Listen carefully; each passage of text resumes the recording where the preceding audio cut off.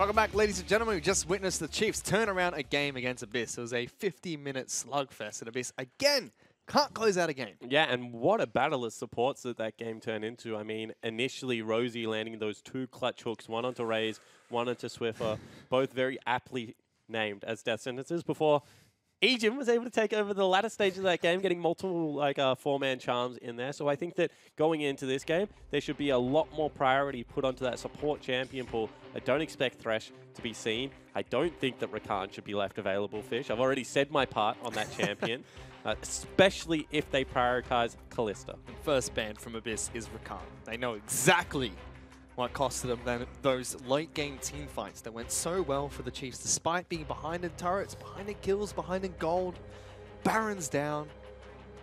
But Ejim was able to find the perfect flanks and initiations. Let's see what else changes during this draft phase. They take off Elise, so they don't want Abyss to get the second rotation pick of that jungler. Maokai will be banned out by Abyss as well. Yeah, and I think that this means that they'll probably go for a priority on Kalista again. I think that it worked out really well for them. It set Raze up for some great success.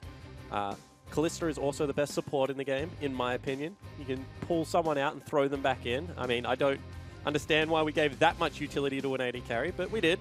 So every time that she's back in meta, she unlocks a very unique playstyle, Fish. Yep, and Kalista is left up again. Jace was the final ban that came out from Abyss.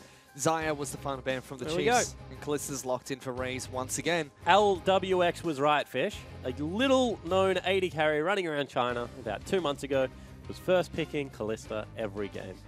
And he was winning lots of them. Turns out he was correct. Let's see what Ejim decides to play as the support of choice. Alistar still left up and available. Yep. Thresh is still up as well. Our first pick from Abyss is going to be the Gragas. You could expect Thresh to go here as well. Yeah, I expect Thresh to be locked in here. Gets rid of the Kalista Thresh lane, which is pretty deadly, as well as puts Rosie on one of his best champions. Ooh, Tristana being picked up, that's a little bit unique. Strange, because AD carry was already shown from the Chiefs. Abyss could have locked in something for themselves here, but hiding their picks again.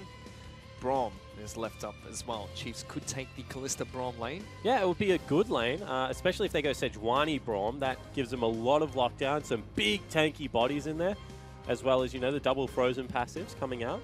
Thresh. That's also an okay lane. Yep. Thresh gets locked in instead. So Braum is left up if Abyss decide to take it. But still, nothing much has changed except for the Elise pick for the Chiefs so far. Still a very aggressive support, aggressive AD carry of Kalista. Yeah, exactly right. And we'll see whether they're able to bully out lanes with it. Bard being locked in. I feel like this is comfort as opposed to for lane. See whether it helps out in the team fights at all, because we know that's what Legacy like to pick it for. Yep. And Rosie's well known for his Bard. As you mentioned, a very comfortable champion. He's the rapid fire cannon Bard connoisseur, which Draka said he's allowed to build. Yep, he certainly is. Why? I have no idea, Fish. Apparently but he is. He was saying upstairs that he's allowed to build rapid fire cannon, but if he does, he can't build static Shiv afterwards. Which makes a lot of sense. Because double Energizer is good on a lot of AD carries, and Bard isn't an AD carry. So there we go. I figured it out for you. You can believe. If you believe you're an AD carry, you can be an AD carry. Swan is refusing to speak. So I'll take you guys through the bans instead. Nah, taken away by Abyss. Camille is the first ban from the Chiefs. What do you mean by AD carry? I'm trying to figure out the premise for your statement. Attack, damage, carry. So long range, melee? Nah, it's fine. You know, short range AD carries work. Urgot was the shortest range AD carry. Well, I'm talking like Camille, right? Because no matter how much Camille wants to be an AD carry, she can't be an AD carry. Can be. Just build a lot of AD and you're an AD carry. All right. Short range. Get a rapid fire cannon, increase your range slightly. This is why you never argue with an idiot, ladies and gentlemen. Because they bring you down to their level and beat you with experience. Yes. You were correct. Anyone can build attack damage items and technically carry a game, Fish. How I have not thought about this in the past, I do not know. Yes, please stop bringing me down to your level. Meanwhile, Victor's been banned out by the Chiefs, so taking away Luch's champion from the last game. Jax is the final ban from Abyss. Yeah, that's interesting, getting rid of the Victor. Maybe they think it's a comfortable blind pick and want to make them show the flex now, Fish. I mean, it did. And they do. It did do well against Swiffer last game very early on. However, pick that comes out first for Abyss is the Shen, something that was banned by the Chiefs last match. Yeah, and I'm wondering, like, is it such a bad meta that you can no longer play like Rumble or something that really punishes Shen in the top lane? See him hovering Kled right now. Scales up nicely against Shen. Still not the best pick, however.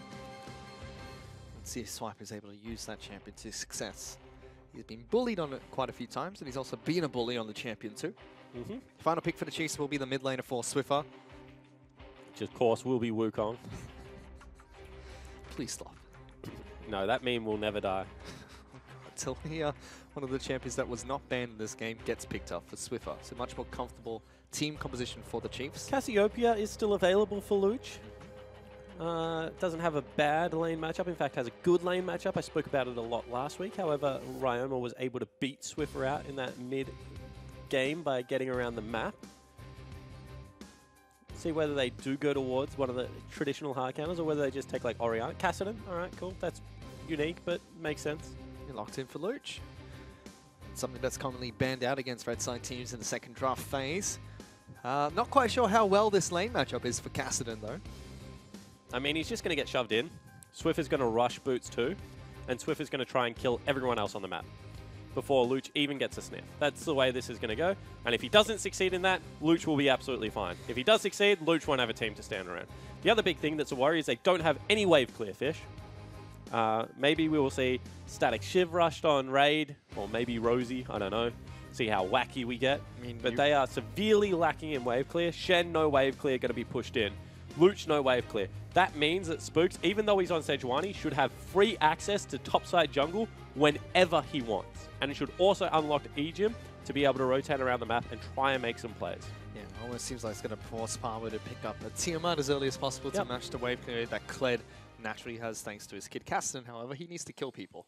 Yeah, exactly right. It's going to be difficult. The way that Kassadin like nullifies the wave clear point is gets really farmed up in the laning phase, goes to a side lane, and then just shoves out the side lane. And if you're stronger than the other person, they just can't contest the wave. And therefore, you get to push. If you're not stronger than the other person, then you can't push and you can't contest, so then you die. The hard part about that is Kassadin has to get ahead of the other person, which is a tough task. Exactly right. And Taliyah is going to be able to push into him all laning phase long. Obviously has the AoE clear. Kassadin takes incidental damage off the back end of it. Sure, he does have that nullified by the fact that, you know, great passive, great anti-magic shield on the Q, but still getting there, getting shoved in, you know, up until level 9 is going to be difficult for Luch. Yep, certainly is. Let's see if Luch can pull this one off. Going from a control mage now to an assassin of Kassadin. Big swing in the team comp for Abyss. However, Chiefs sticking to their guns. Fidaldo, let's check in with the Chiefs coach, Jish. Thanks, guys. I'm here with Coach Jish, and tell me about that first game. Is that the standard Chiefs v Abyss plan you guys go into, wanting that? I mean, yeah, 50-minute game. It's becoming a bit of a tradition that we just let Abyss win and then take the game back off them. But no, we sort of we picked like an early game composition around Lisa Renekton, and then we had a few like bad moments in game, and we just like slipped on comms. Namely with Simon getting caught mid to that first gank.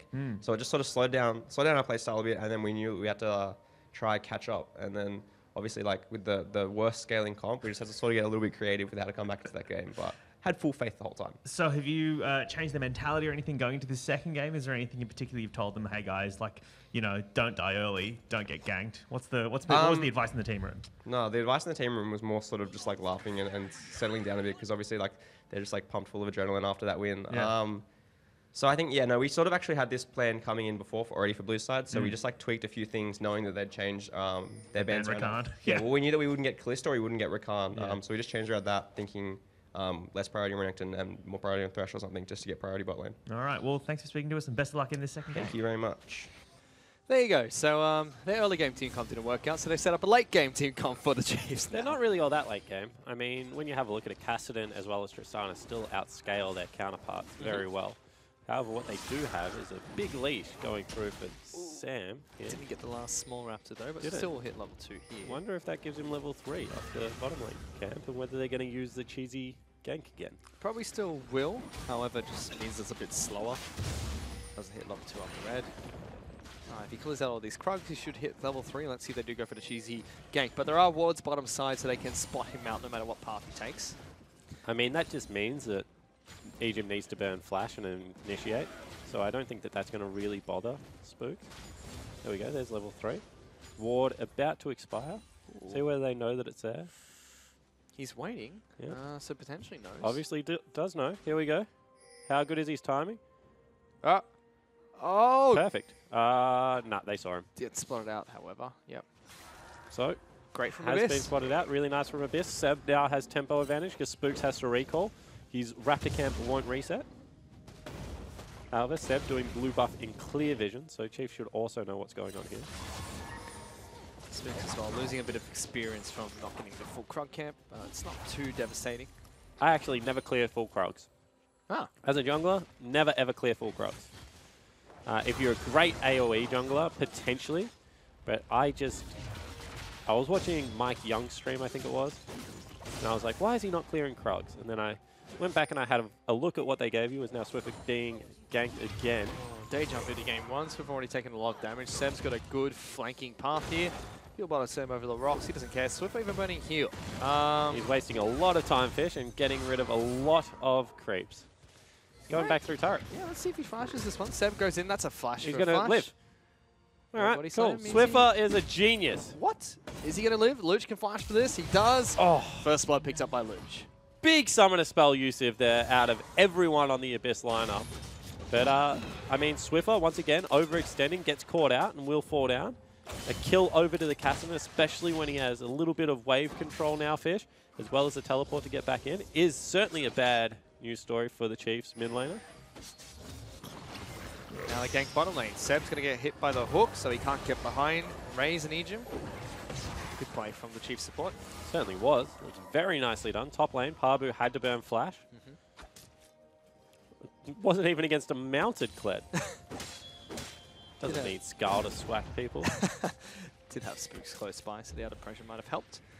Oh, for sure, but what can Kled do in this state? Be a menacing small creature. Yordle. Ejim still taking a lot of harass bottom lane. However, Swiffer, again, that's 2 games in a row he's died to a very early Seb gank. Certainly is. Maybe didn't expect it this time because you generally don't gank for Cassidy. You let him get pushed in. You can see again, Seb's going for this one more time. However, Spooks is here, so this is going to be the full-blown 2v2. Luch is a level up and low on mana. 2v2 does come in. Swiffer very low. One more attack will kill him, but they can't get it. Now Seb, he's going to be in trouble as well. Big trouble. He's going to get stunned up here. No flash available, and that's going to be an easy double kill picked up in the mid lane. Spooks took one. Not sure about that, Sammy. Although, maybe gets back and gets an earlier Cinderhole. No but that dinner one for him tonight. certainly could have been left for Swiffer there. And a 2-kill advantage over onto the Talia would have certainly been great at this stage of the game. Oh, but now Spooks is 2 levels up over Seb. Yeah, all right, good point. We talk about jungle catch-up mechanics a lot, but still being Yeah, able to he's not utilize catching that. up for a while. You- You need to hit camps to be able to get the catch-up, and he just lost his biggest camp, Fish. Let's see what he can do. Spooks now level 5, even with solo laners. He's the highest gold on his team. And all around the map, everyone from the Chiefs doing incredibly well.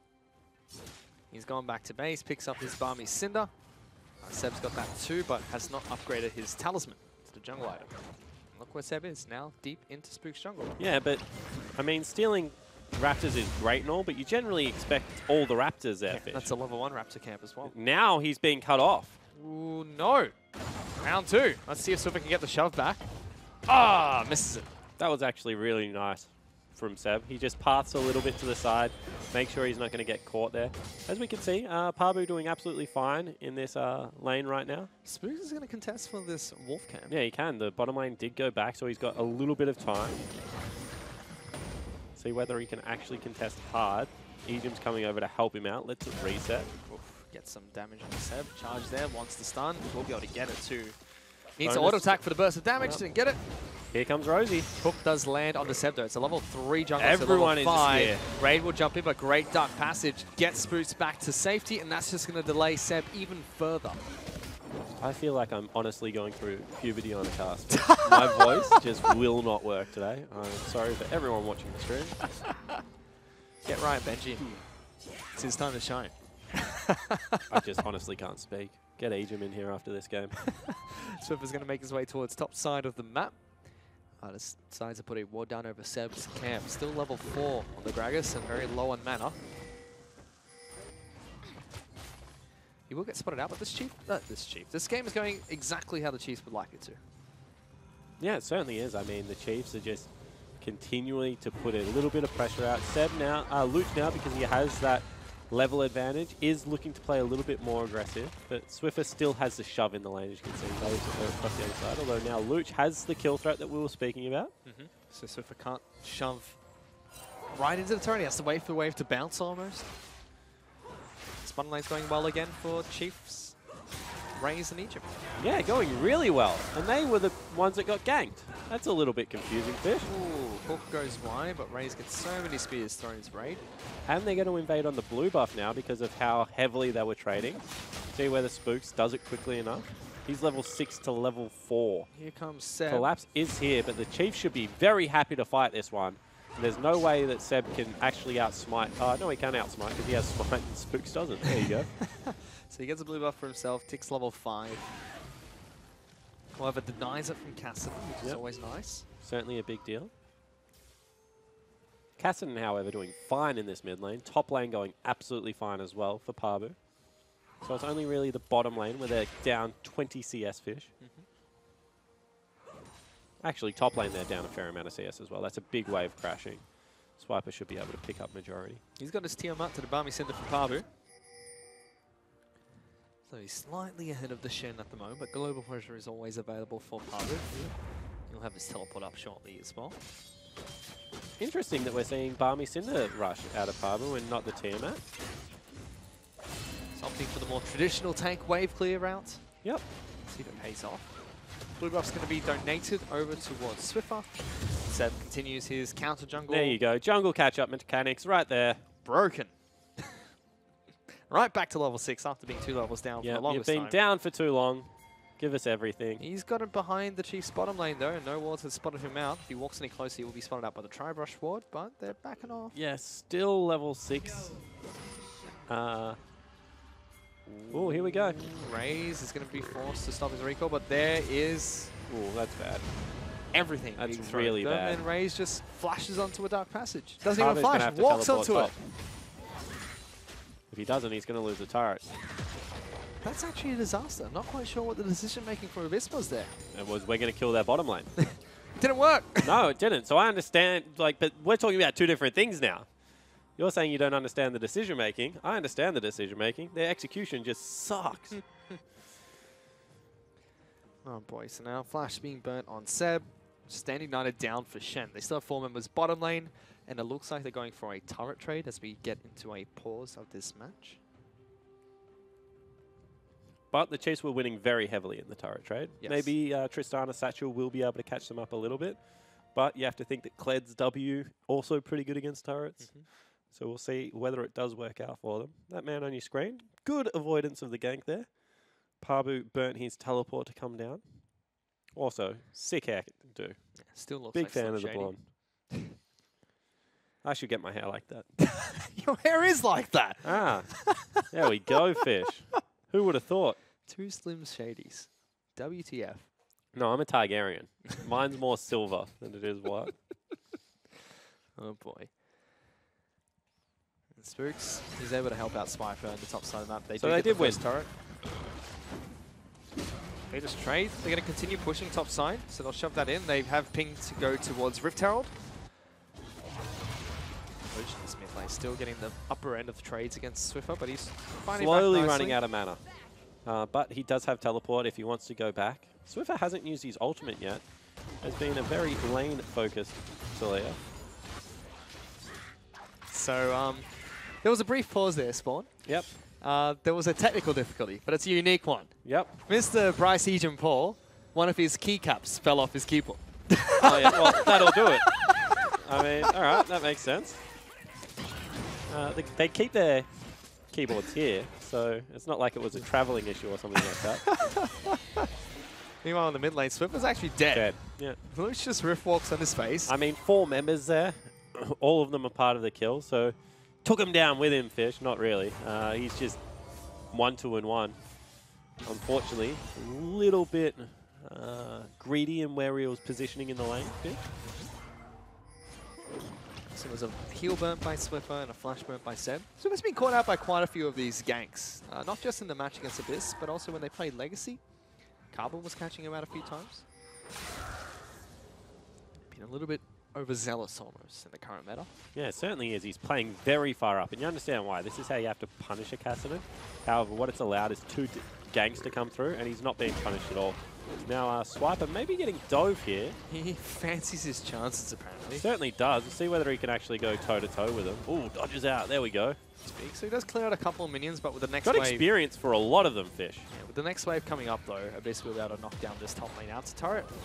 There's no rush, there's no race anymore. First turret's already fallen. I feel like that's Big Swip sending a little bit of a message. He was like, you know, I can stay here, I can get some experience if I want. Swift was like, I can take all your spells to the face and get hurt really bad. Takes Swiffer 2 spell rotations to deal the damage that Luch was able to do in 1. Still going though.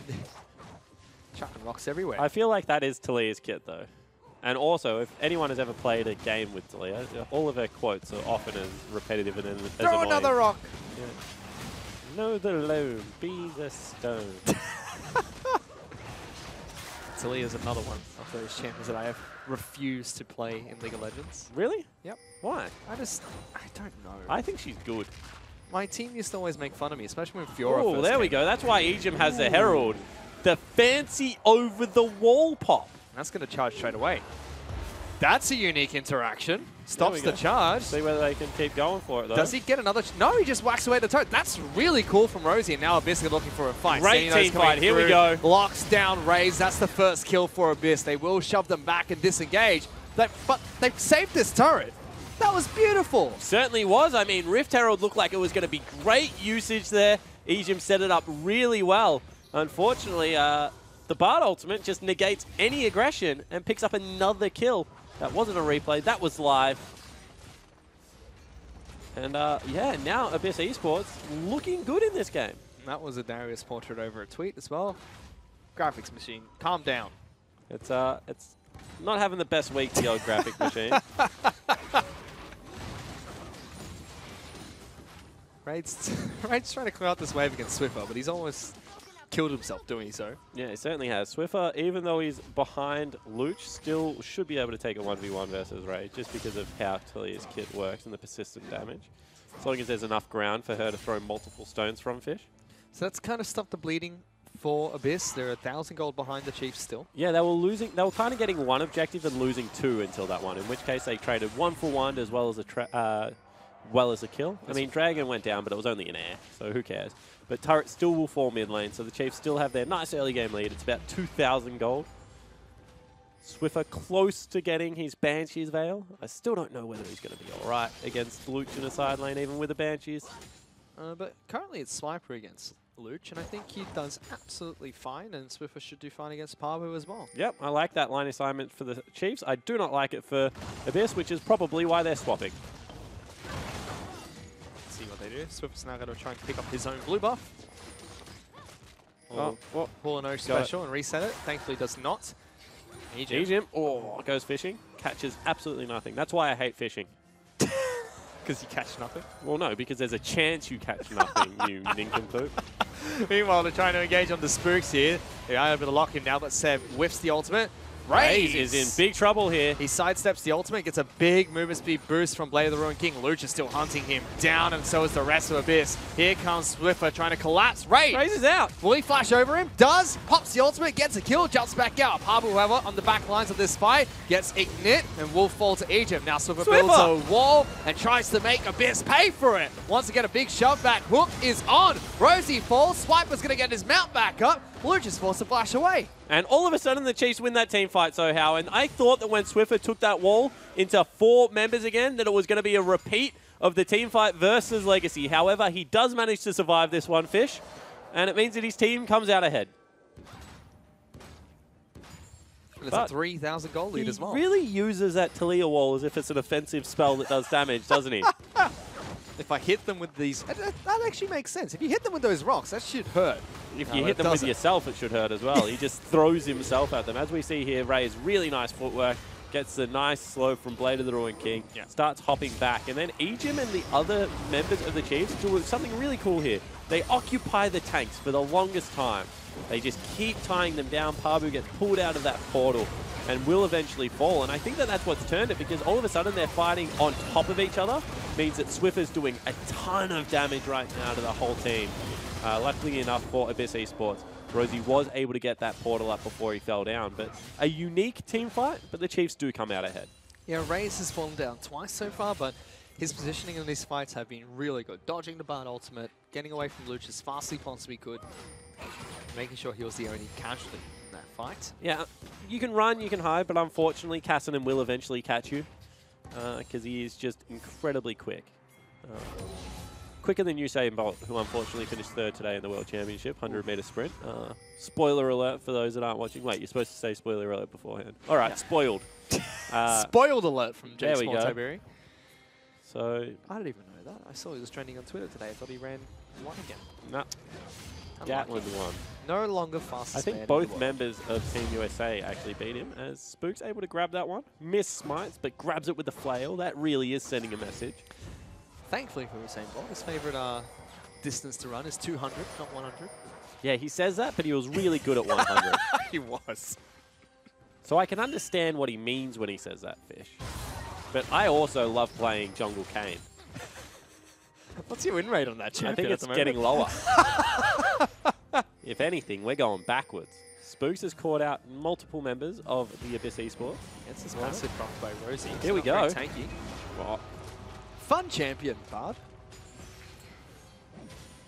but you can see, once again, Swiper's just got this huge gold and CS lead over Pabu, 2 levels as well, and has complete priority over the lane. Unless he gets taunted into a turret and sits there for a while, nothing really going to happen. So the Chiefs winning out in this 1-3-1, even though Kassadin probably stronger than Talia right now. Oh, missed. Thrown, forces a jump out of way, but that's worth. Hook goes and lands on the Seb, who tries to knock Raze back into the team. Does so successfully. He's now against a wall, forced to flash out. Pabu flashes but misses. Luch wants to continue his collapse. A lockdown by Swiffer get in. Doesn't look like it, but he's got good damage on Seb. Gets the first kill of the fight. Double stun coming out from Rosie, but Luch gets collapsed on. Big Temper Fate will lock down Raze, but Egypt gets chucked out and tries to lock down the rest of the team. Raze still alive, jumped up by Raid. He's going to die. Big team fight for the Chiefs already, and Pabu's the final casualty to fall. Yeah, unfortunately, that's a disaster for Abyss. Look at how low the members of the Chiefs Esports Club are. 3 members, sub 100 health, but it does not matter. Will still mean that they push in for this turret. Swiper, you're tanking it for some reason, my friend. Oh, there you go. It resets. Did not know that. Dismounted. Goes invulnerable. That's really... I hate that champion. Rosie's looking for a sneaky kill onto Egypt here. That turret will fall thanks to the tanking coming out from Swiper. Yep, so really nicely played from Swiper there. 1-0-5, having a great game on the Kled.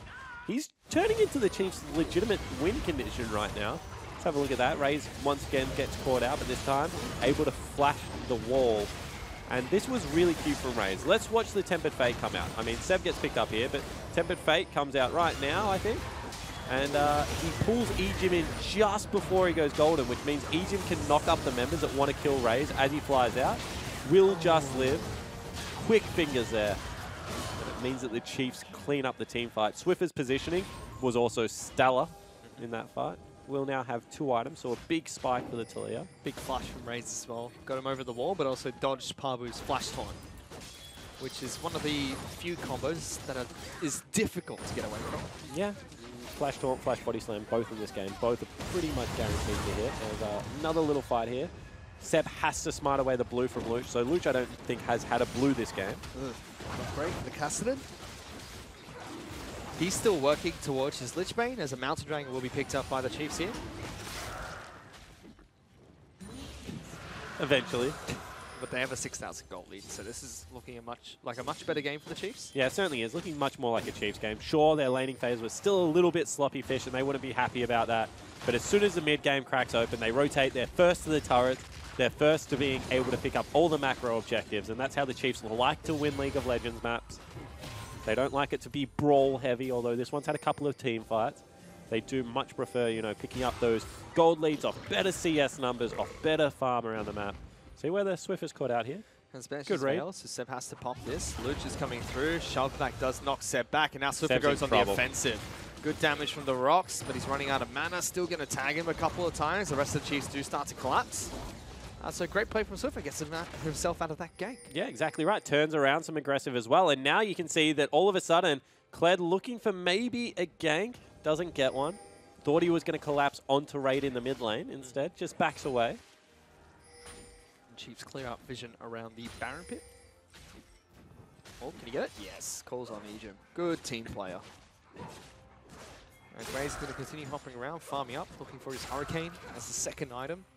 Raid still sitting on the components for his Static Shiv or Rapid Fire Cannon. And they're collapsing again, this time on top lane. Luch is very quick. And they've caught Seb though, I think. Have they? No. Oh, Still going for Luch. Go for Luch. Hook. Ooh. Went for the Mad Life. Predicted it, but just out of range. And just going to continue to pressure Abyss here. It doesn't look like there's much Abyss can do except for force a fight and hope that they can outfight the Chiefs, which so far has proven like they can't. I mean, they can also look to scale up. Shen eventually becomes unkillable in the side lane. It's going to be completely fine. I mean, when you have a look over onto, you know, Tristana, Kassadin, they're both very good late game champions. I think that they do have a legitimate win condition if this goes to, you know, 40 minutes. However, right now, Chiefs, with that Earth Dragon, with the 6,000 gold lead, are just going to look to pressure Baron. They're going to look to continually push out lanes, make them come through Fog of War, and see whether Raze, Ejim, Swiffer can generate the pick that they've been looking for. Still waiting to see what the next move is. A 7,000 gold lead has been acquired by the Chiefs. A lot of that is on Swiffer in the mid lane. A bit on Spooks, as the top lane Swiper is absolutely dominating. Yeah, top lane's been a wash today a little bit. Game 1, you can definitely give over to the lane matchup. I don't think Shen has a horrible lane versus Kled, but in saying that, Swiper got some kills in the team fight. And that's why Shen doesn't have a horrible lane. As soon as the W is activated by Kled, he just pops down dodge field, and that's negated. Yeah, exactly right. It's where all the damage comes from. See, go aggressive here. They've both got the exact same plan, Fish. Both mid laners are coming. He's going to see Pabu get good damage first onto Swiper. Luch Now still the AD collapsing. carry is rotating across as well. So, similar idea from both. Double teleport on one, global and teleport on the other. Poor Swiper. He just wanted to go home. Swiffer says no. But Abyss are rotating towards top side of the map, where Kalista has just pushed in a top lane wave that will crash onto top lane inner. Luch and Rosie look to clear out wards that will be placed down by Ejim, and Chiefs have started a Baron. Yeah, this is a great call out of the Chiefs. They know because they've been playing the other side of the map for the last couple of minutes that there's nothing here. Good use of the Tempered Fate, however. See whether the Chiefs keep going for it. Yeah, that was blind coming out from Rosie. It gives them some time. Luch is going to rip walk in, but Baron's already been taken down, and Swiper starts to fight. He'll be knocked off his mount to kick things off, but Pabu is falling down lower and lower. Spears ripped out, and Ejim gets thrown in. Oh, that's a great hook from Ejim. Jukes to the right and throws it to the left. Double kill picked up by Raze, but they're not done yet. Swiffer has just jumped on top of Raze's head, looking for a shove back. He's Pops healed. his heel for some movement speed. Will he get it? Nope, can't do it. Yeah, exactly right, but just heals to try and catch up to him. All of a sudden, they've killed 2 members. They've taken Baron off the map, and they're going to be able to push in and break the base. You can see Swiffer also a little bit greedy. He's going to go for the next turret and prep that wave, Fish. So the Chiefs looking to take maximum off Summoner's Rift. They're 10,000 gold up in 25 minutes. And unfortunately for Abyss, game 1, they really took it to the Chiefs, but this game has definitely not been in their favor. And now Rosie's being caught out. Seb's Great also gonna collapse. die. Seb is going to fall too. Hook is on. Raid watches helplessly as Pabu flashes and misses his taunt. This might just be game for Chiefs after that blunder. Triple kill picked up by Raid. Yeah, it certainly could be. You can see Raze very hungry to end this one. They advance on the base turrets again. Unfortunately, creeps aren't there just yet. But they go grab him with the Baron buff. They're speeding it up, and there is still 20-second death timers. They're very, very long. 25 on Pabu, 15 on Seb. Rosie will come up at the next turret. Ejim gets a hook mid-air. Good night, Raid. He goes into the fountain with that death sentence. It definitely is one here. Luch wants to defend this I think Nexus. they have to bail. I think that they've done enough here. Ejim probably shouldn't have followed that hook, and that drop means the cameras. that, Drop the cameras. They Swiffer. go for a fight. Banshee's Veil stops the Tempered Fate. The rest of the Chiefs will dodge out of that one. They're still collapsing, but they're losing inhibitor turrets for this. Yeah, but they need to get something, Fish, because unfortunately... Charge comes in for Swipe, but he hits a wall. Not quite sure what he was doing there, but Seb now looking for the fight. Raze will juke away from the ultimate. Swiper's still in the front lines, but Gragas falls first. Look at Pabu. He's a no man's land. Get back to your hospital, Shen. You've got to conduct some surgeries. He certainly does. I mean, right now, the whole of the lineup is just bleeding out. They'll go towards top lane, look to pick up the second inhibitor. I think that right now the Chiefs could have just looked to end it with no Seb available. He's still... What is Pabu doing? He's walking a long way around. His support's already dead. Ray's QSS is out of his taunt. Now Pabu's going to get locked down. Ray does not care. He wants Luch. Can't rip the spears out, and Ray goes strong. Shutdown picked up by Tristana, but Swiffer gets a return kill. Swiper is very low, but will get remounted now. Pabu falls. Triple kill picked up by Swiffer. Luch will come out and try and stop this one, but that should be game. Let's just see if Swiffer and Swiper can work together to take down this Nexus. It's low. Swiper's dead. Go Here comes Egypt. Egypt. Do it, Bryce. You can smack that Nexus, whip it down, and that should be game picked up by the Chiefs. A much better Game 2 performance for the Chiefs. A little bit sloppy in the end, Fish, but they do grab themselves a 27-minute victory. They come in, they grab all 3 points. Abyss still with some good showings. Good Game 1, good early game in Game 2 to be able to pick up a couple of kills. But still looking pretty solid there for the Chiefs Esports Club. Yeah, I think their face says it all. You could have dubbed that last few team fights with the Benny Hill theme. Yep. But Chiefs do pick up the 2-0, which is what matters at the end of the day, and they can always go back to the drawing board and figure out what exactly went wrong in game number 1 and look towards what went right for game 2, because great game for the Chiefs, and Abyss, they're not going to be too happy. Yeah, they certainly won't be. I mean, they will look back on Game 1 and say, that was our game to lose. We should have been able to pick that one up for sure. Early Game 2, they also had some moments, but unfortunately that one did slip away when it got into very heavy macro map rotations. But I still think that Abyss, they're showing growth. Pabu on back-to-back tanks today, trying to play the team fight base. Luch with much better performances than what we saw at the start of this split. I think they're genuinely getting better. But you have to remember the run home for Abyss, now only 2 weeks left. Yeah, Direwolves and Regicide. Oof, they have to play Direwolves and Regicide. The bookends of the OPL. And they're 4 points away from Sin after this 2-0 loss. And on top of that, what makes matters worse is their OCS squad is looking to try and fight their way out of the OCS. If Abyss go into relegations, that will no longer be possible. Yeah, I don't know how that rule works. I'll leave that up to league operators to actually inform people when it actually happens. But certainly is an interesting situation that Abyss find themselves in. Of course, if they win the 6th versus 7th match, none of that matters, Fish. Definitely it does not, but let's see if they can do just that, because things are looking up for Abyss, but a little bit too late almost. For now, let's send it back to the analyst desk. Thank you very much, gentlemen. Abyss unable to take that second game, and Chiefs looking much better in that one, Sharp. Yeah, Chiefs played their composition quite well this game. I think the bot lane actually they came through really quite well, and the Thresh hooks were pretty insane in that game. Yeah. Yep, Kalista Thresh, very strong bot lane. I saw it at Rift Rivals, so I've dealt with it firsthand. But yeah, Thresh into Bard I think is a very good matchup, because you can just hook him, and if he doesn't hog the war and he doesn't have anywhere the magical journey, he's pretty much just dies. So I really questioned Abyss's draft picking Bard into it. I would have preferred the Alistar, but it's Rosie, so Rosie just does what Rosie does. Wants. Yeah, well, we'll see more from in specific about Rosie's Bard in a second. But right now, let's throw it to Fish, who's standing by with Spooks for the interview. Hey guys, I'm here with the jungler from the Chiefs after their 2-0 victory over Abyss. Spooks, you guys had a very difficult game 1. It took you guys 50 minutes to come back into it with an early game team composition. What was going through your guys' head during that game? Yeah, look, honestly, I was like a little bit concerned when I pressed tab and like we were behind against Tristana Victor. But you know, I think we have the better team fighting team. So I was pretty confident Swiffer and Raze would be able to kind of out team fight their carries later, and they did. So you know, I wasn't too concerned, I guess. Well, you guys were able to pull that one back. You picked up the victory, and game number 2, it was a very decisive game to the Chiefs. Did you guys feel much better about that performance? Yeah, I think we cleaned up a couple of early mistakes. You know, sometimes we have a few issues listening to each other early game. We managed to clean that up, and you know, we had a clean early game, which is what we need against a team that we think we're a lot stronger than. And you know, the game was clean, so we're pretty happy. Yeah, so congratulations on your 2-0 against Abyss. But the last thing I wanted to ask, you're no longer picking up Rift Heralds. What the heck's going on there? Yeah, look, my team has lost absolute faith in me.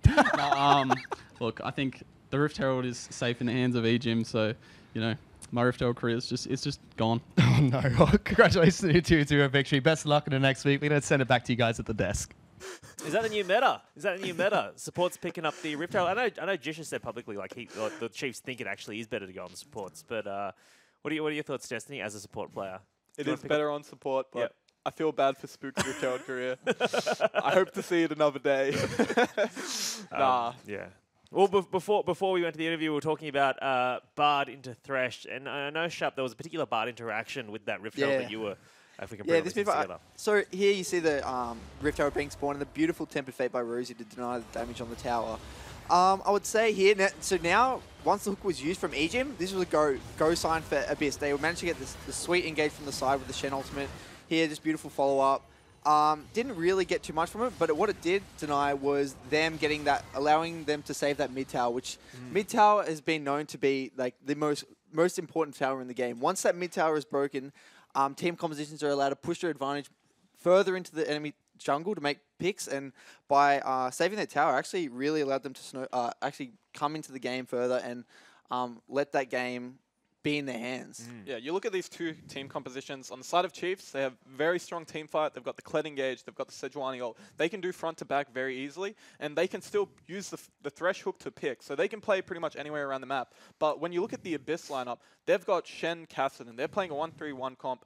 They need that mid tower so that they can play to the side lanes. And that was a good showing of their comp, how they want to flank with the Shen and the Kassadin and just blow up someone. Like, as well, like touching on that, like you said, the 1-3-1, the Kassadin with the Shen, like keeping that mid tower up is actually crucial, because once that mid tower breaks, the Chiefs can actually push their vision deeper into the jungle, and what that does is allows them to get a larger control on the map, deny vision, and actually bait 5v5 team fights.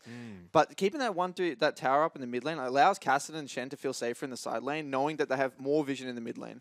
Yeah, I mean, they did save that mid tower, but it took a lot of damage from just the autos from the Rift Herald just sitting there chunking away while they're chasing people down in mid.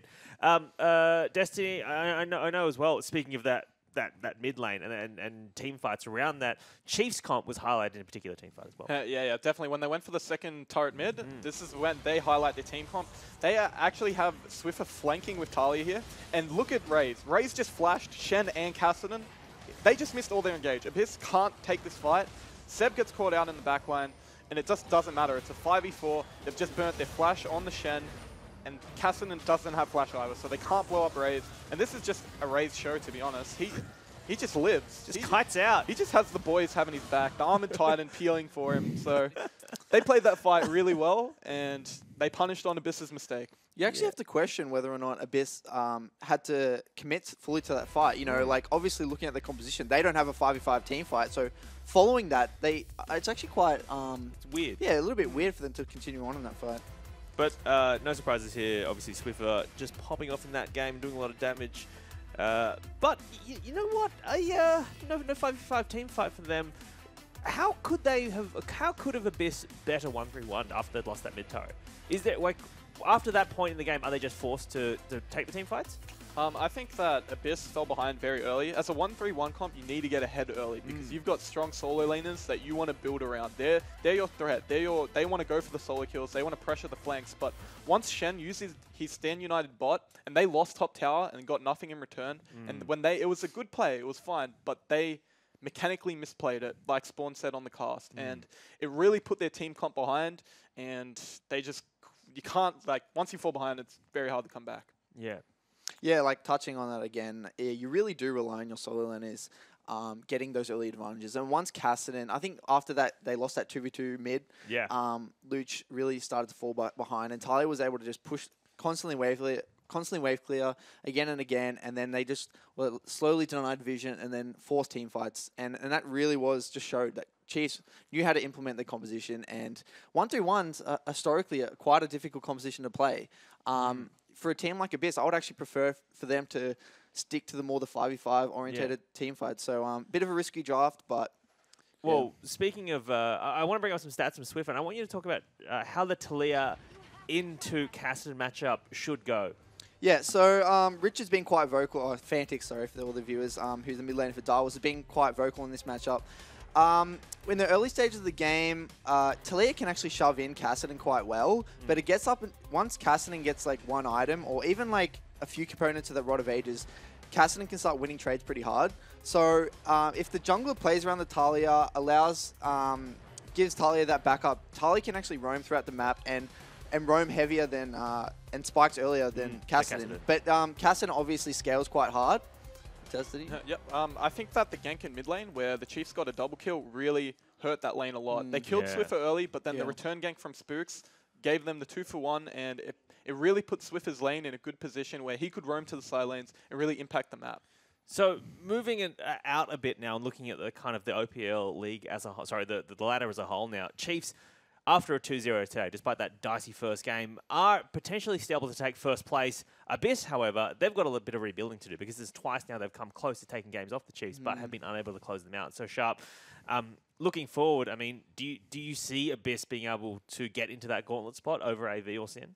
Yeah, it's looking pretty grim for them. Like, they have to verse us next week, which is, you know, sad to say, but they're not going to take us out. Yeah, and I don't know, what's their final game?